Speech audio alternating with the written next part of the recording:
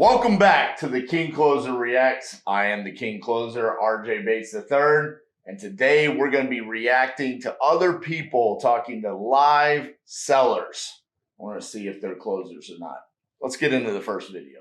You know what I'm saying? Quite frankly, I'll stay right up the street. So, you know what I'm saying? So, I'll be right there. If it's a win-win situation for the both of us, I'm definitely interested in purchasing the property. You know, everything just needs to make sense. I don't want to give you an offer right off the bat because I haven't seen the house. But yeah, let's plan on Thursday at 12. I'll be up there, and we'll get an appointment up there, check out the property, and try to move along with the process. Okay, that sounds like a plan. I'll see you Thursday. All right, so Thursday at 12 p.m. I'll see you. What was your name? Hugh Turner. Okay. My name is Raul, and I'll see you Thursday at 12.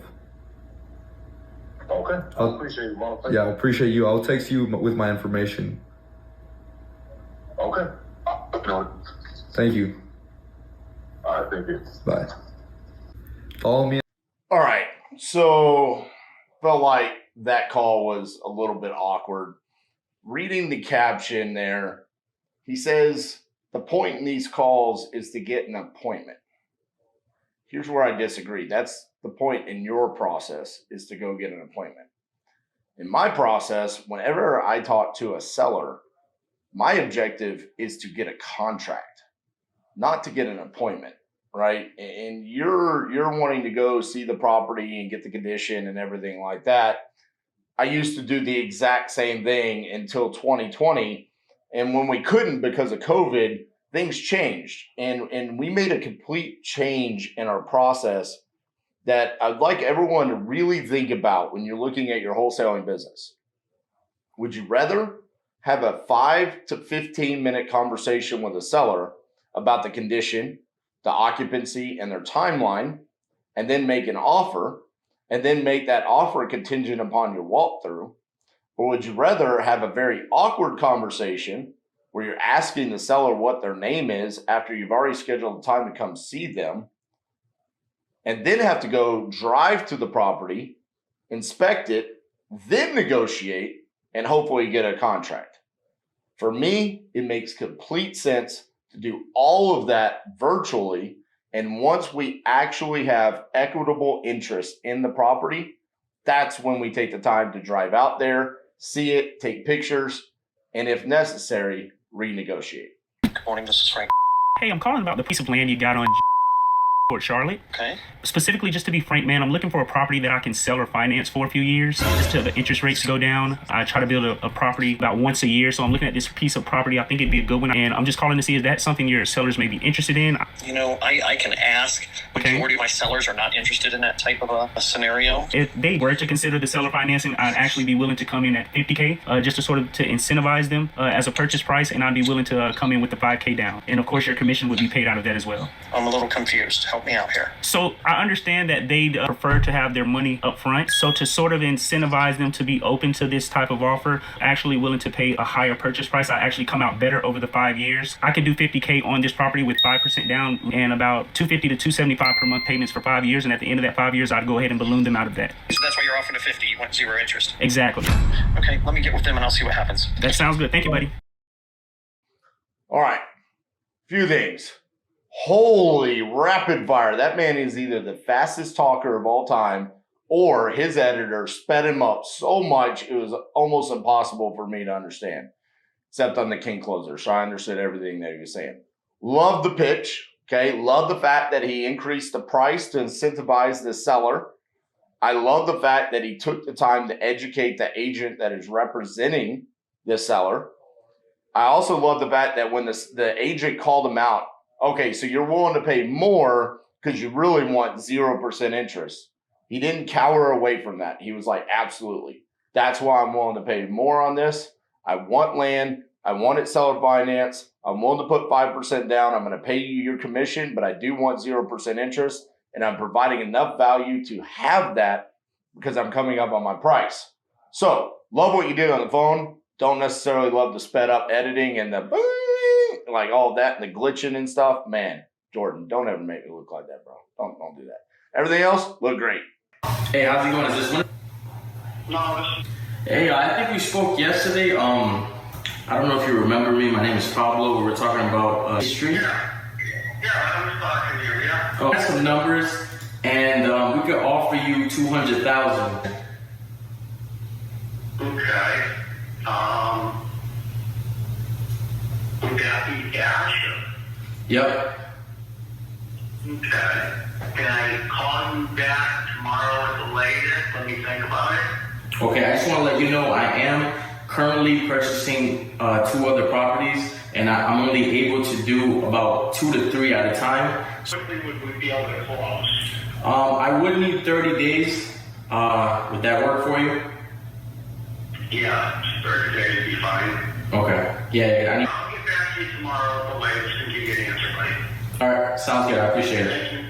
Yeah, bye. Okay, good call. I really liked how you presented the offer. 200,000. Stopped right there and waited on the seller to respond. We have a tendency to want to talk and really explain the offer, so I really like that. Didn't like how he started the conversation. Hey, this is Pablo. I don't know if you remember me or not, but we were talking yesterday. Ah, man, they know who you are. They remember you. Of course they remember you. They're motivated to sell this property, okay? So go in with that confidence of like, hey, this is Pablo. I'm calling to make you that offer on the property. Now, I do have questions about, well, why did you talk to him yesterday and then now we're making the offer? The process is too elongated for me, right? I would have liked to have seen that happen on the initial call, but I don't know what happened there. When he asked you, is this cash? There was an opportunity for you to build credibility right there. When he said, is this cash? Pablo said, yep. What he should have done right there is said that $200,000 number is net to you. The only thing that would come out is any mortgages, liens, judgments, or back taxes. We're not going to have any realtor commissions. That number is going to be net to you, and I'm going to cover all of the closing costs. That would have provided value as well as building credibility around your process to the seller. Before school started, 5th grader makes $5,000. A 5th grader, we're reacting to a 5th grader. To each one of you that are watching this right now, that are scared, nervous to get on the phone, you're about to watch a 5th grader pick up the phone and wholesale a deal. Come on now. That'll sell for $5,000. We just witnessed a 12-year-old close a real estate transaction. Anson, would you be willing to do a call on the Discord live stream? Yeah, sure, why not? I have school in 30 minutes, but screw school. He said, screw school. I got school in 30 minutes. I love it. So it's 15 minutes later. This kid is awesome.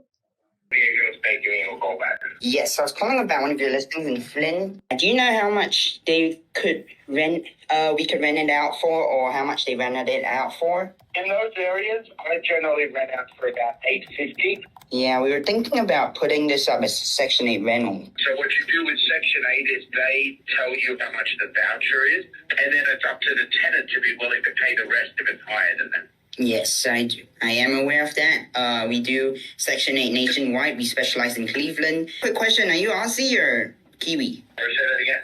Yeah, you from Australia? Yeah.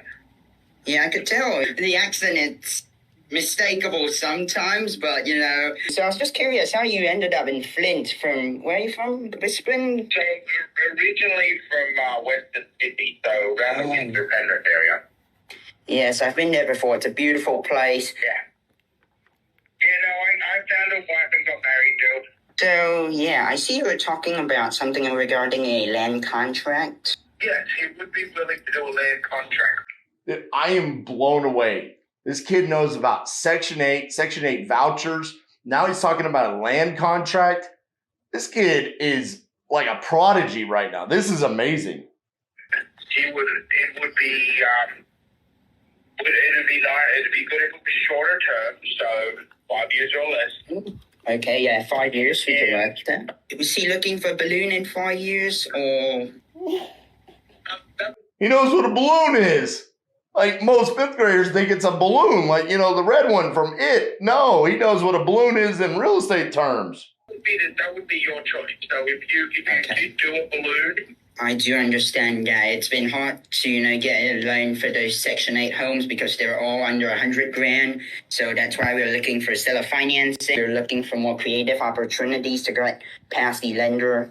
So do you mind texting me your email so that I can send in our offer for proof of funds? yes, absolutely. All right. Thank you so much, Robert. I look forward to working with you. Okay, this kid is amazing. Just absolutely amazing. And if you've ever doubted whether or not you can pick the phone up and do this business, that is a 12-year-old, a fifth grader right there that fully understands Section 8. He understands land contracts. He's talking about balloons. He's talking about proof of funds. This kid has just put in the time and effort to learn this business. I'm blown away. I've always said, when people have asked me since November of 2023, people have asked me, RJ, when is the next Closers Olympics? My response has always been, when they find me competition. Well, we finally found someone that I believe that can compete with me. That 12-year-old right there, that kid is a closer. I absolutely love it. I mean, imagine where that kid, who's 12 years old, is going to be when he's my age, 40. He'll have 28 years under his belt. Kudos to you, man. I absolutely love it. Great job. All right, guys, that's our episode of the King Closer Reacts. Hope you got some value out of today's episode. Make sure you give us a like. Leave me any comments down below. We'll see you next week on the King Closer Reacts.